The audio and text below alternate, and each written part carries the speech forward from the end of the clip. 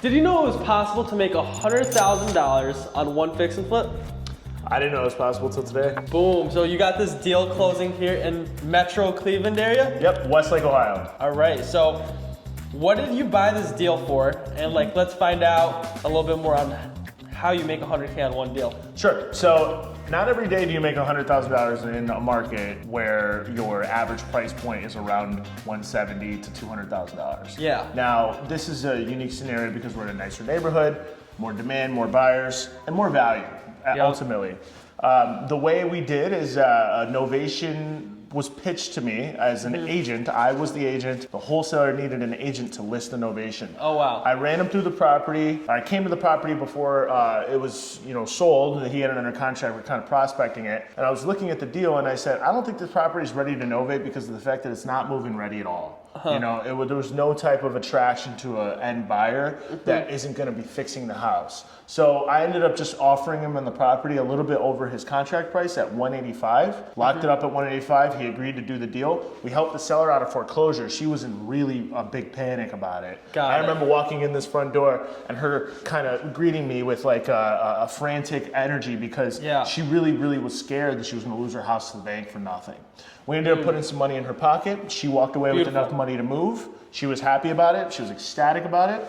The wholesaler walked away with 20 grand in a market that he knew no one. Yeah. Mind you, he was from New York. Where did he find you? He found me through a referral. I actually don't know who connected us initially. I need to go back and find out. Oh, man. But he had reached out to me. He still sends me deals to this day. Cool. Every time he sends me a deal, I get excited. You know why I get excited? Because they're all good deals. He knows how to negotiate it, gets the right price where it makes sense for an investor like me.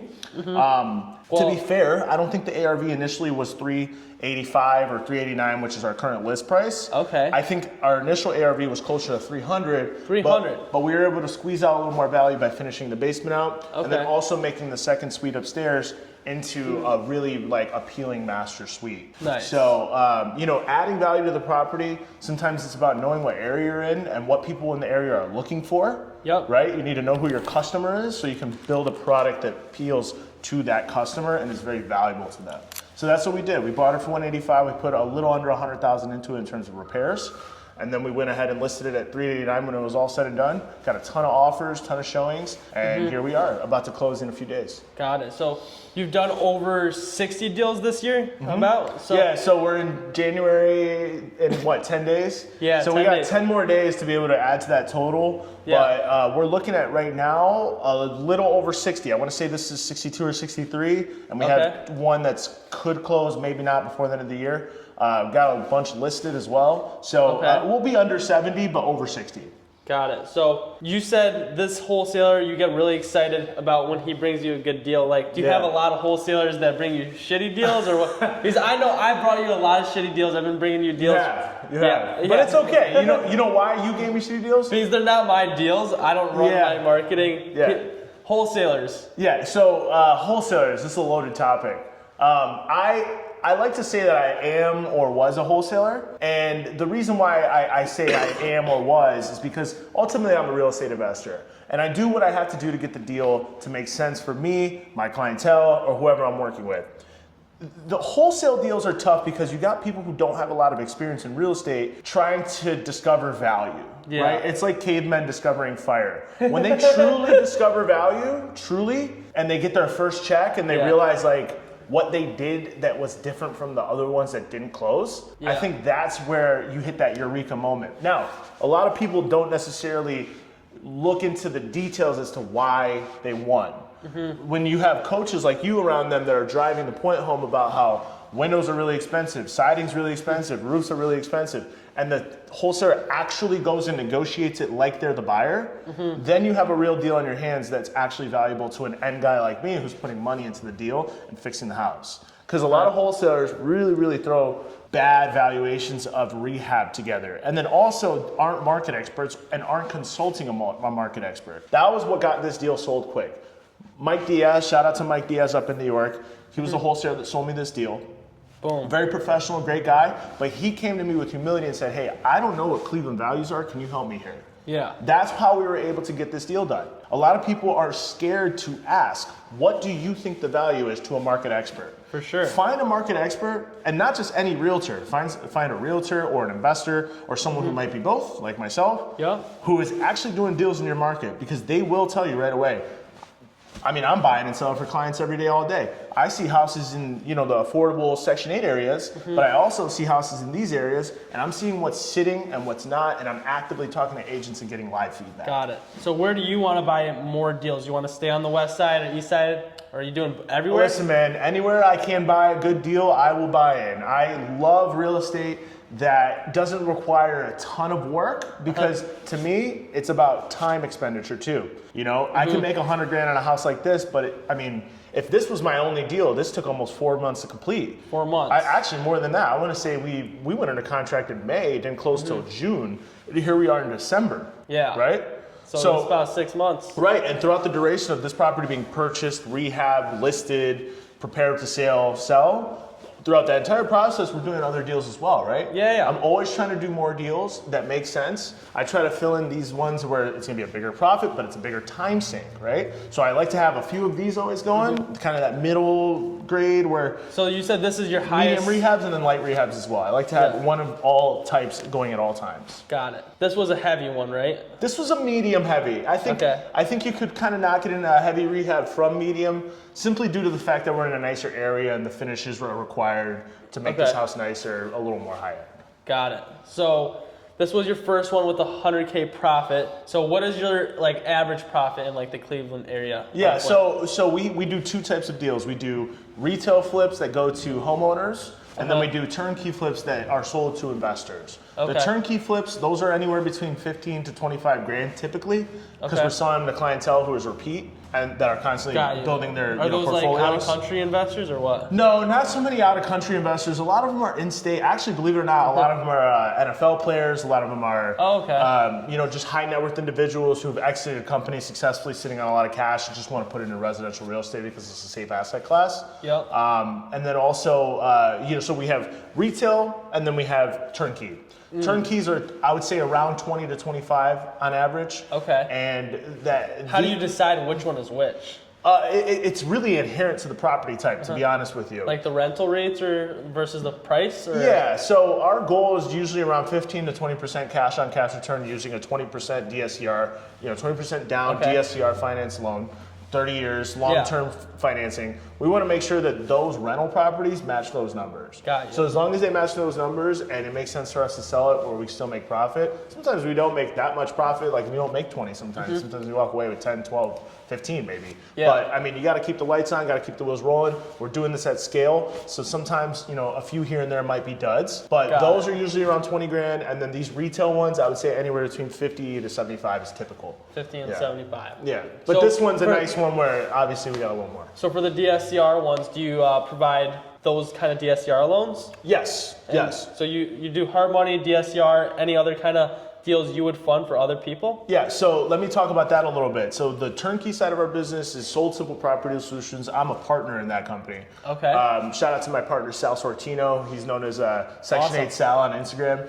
He's got a pretty strong following. Check him out. So Sal and I do a lot of deals with his clientele that he brings in and people who are interested in purchasing rental property in areas like Cleveland, affordable markets, right? We're going to be probably expanding into Akron, probably expanding into Lorain County as well. Okay. Parts of Ohio that are a little more untapped, I guess you could say. Nice. Cleveland's really great, but we're starting to see some saturation issues right now where deals are not so great just because people are paying too much and they don't know, they don't have a market expert, so they don't know what to pay. Man, they need to find a market expert. They need to find a market expert. I wonder where you can find that. Well, where can they find you? They can find me on Instagram. You can find me also, text me if you want, email me, whatever you want. My Instagram page is The Gabe Mercado.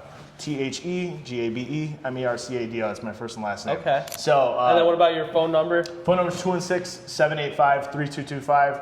Text me, first if I don't answer when you call. And I'll also put it down below so you remember. I appreciate that. Yeah, give me a call anytime, guys. I genuinely do probably more work for free than I like to admit, because I want people I want people like you, and I want all of your partners and all of your students and stuff like that. I want you guys to feel like you're not wasting your time here, okay? Because this is one of the greatest markets in the country. Yeah. You and I both know that. It's one of the best markets in the country to get involved in. It's affordable, it's liquid, it's very connectable. You have different types of assets throughout it. It's a really great place to invest. But you just need the right people around you. So find a guy like me, and if I can't help you, I know somebody who can. Beautiful. Every time. So you're doing flips, you're doing the loans, and you're a realtor. Is there anything else you're doing in your business, like, because it seems like a whole ecosystem for you? Yep, it's a whole ecosystem. Yep, and I gotta give credit to my partners and mentors that I've been around. One thing I realize is that there always seems to be an ecosystem. You know, you can't really just like get in and get out. You got to get wet. You got to immerse yourself. It's like a pool, right? You got to jump in. You got to cannonball into it, and just allow that immersion to carry you to the next stage of your career. Yep. Yeah, it's always going to be a team. I feel like you have to have a team one way or another, or at least people you trust. Beautiful. So for this house here, you actually didn't list it yourself. You had someone else list it. I see some people being greedy sometimes and want to take that listing themselves and save that 3%. How did you decide you were going to do that? Yeah, so I list a handful of our properties. Like I have another property that we listed. Now the reason I did not list this one was simply due to the fact that my partner's mother is a very successful real estate agent. She just moved to this Westlake neighborhood. Awesome. We all talked about it. We'll have her list it. It would just be better for her to help her build clientele. And I don't want to deal with the emotional side of these types of buyers, because I'm on the front end where I'm going and finding the properties, feeding the pipeline, and doing that. Yeah. It's about roles, right? When you have roles in a company, you fill your lane. You fill your lane, and all lanes of the road are covered, and we're all going somewhere together. You don't need to be stepping on each other's toes. You know, even if we have multiple realtors in house, including myself. I mean, everybody knows a realtor, right? She was just more equipped for this job and this situation, this area. We wanted to have her take care of it. Beautiful. Yeah. So have the right team and people to collaborate with. You don't have to do everything, guys. You don't have to do everything. Delegate. Yes. You don't have to do everything. So you delegated also the money for all these deals you're buying. So how did you find a great partner to fund all these deals? Like, because most people, they see, oh, real estate's so cool. I'd love to get into it, but I don't know how to get any money. So how did you go about finding that money?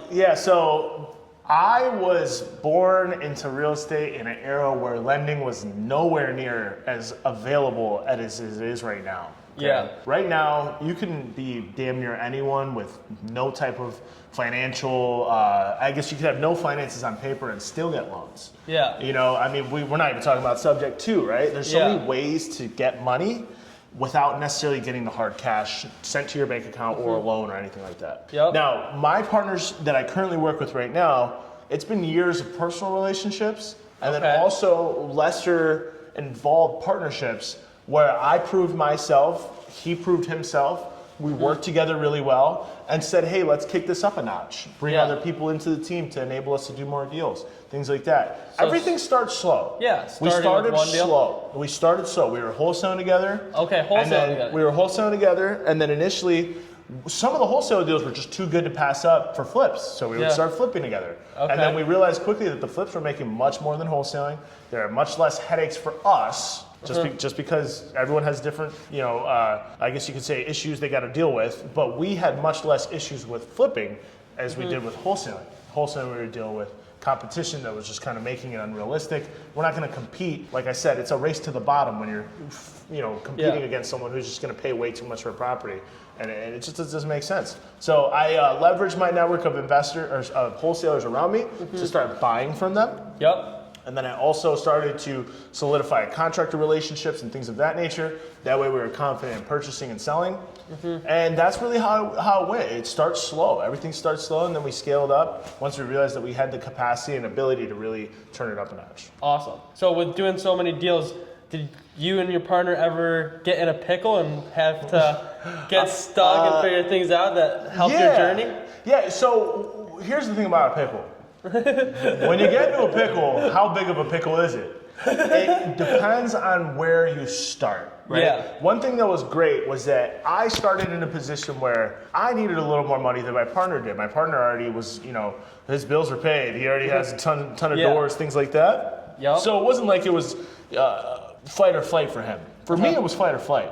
And those types of things are really important when you're building your career phase. Yep. And you're bringing certain partners in and things like that. Sometimes you need someone who could see, like a mentor, over the defensive line. That can see, like, hey, just go this way, you'll be all right. And I think that was something that I had that I was very grateful for and lucky for, to have someone who wasn't necessarily ever in a state of like distress or worried about things. Because here's the best part about real estate no one talks about. What is a pickle? What's the issue you're dealing with?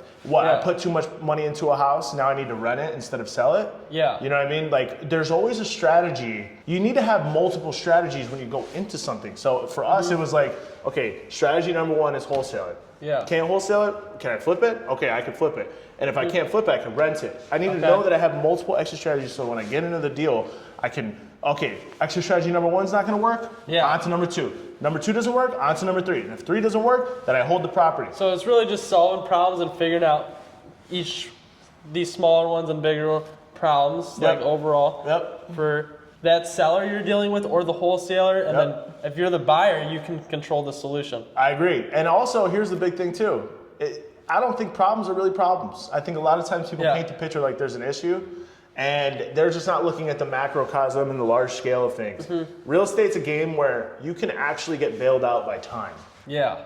You could buy a property for too much and hold it for 10, 20 years, just like stocks. Eventually it's probably gonna go up. Appreciation. You're gonna pay your equity down. Yeah. Or your tenants are gonna pay your equity down for you. Tax depreciation. There's so many benefits to it, it's not even funny. So if you're in a problem scenario, you're probably just looking at it with the wrong lens. Yeah.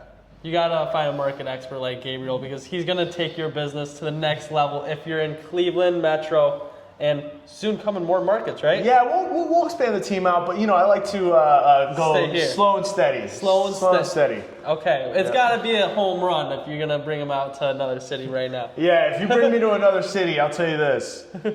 I'd love to take a look at it.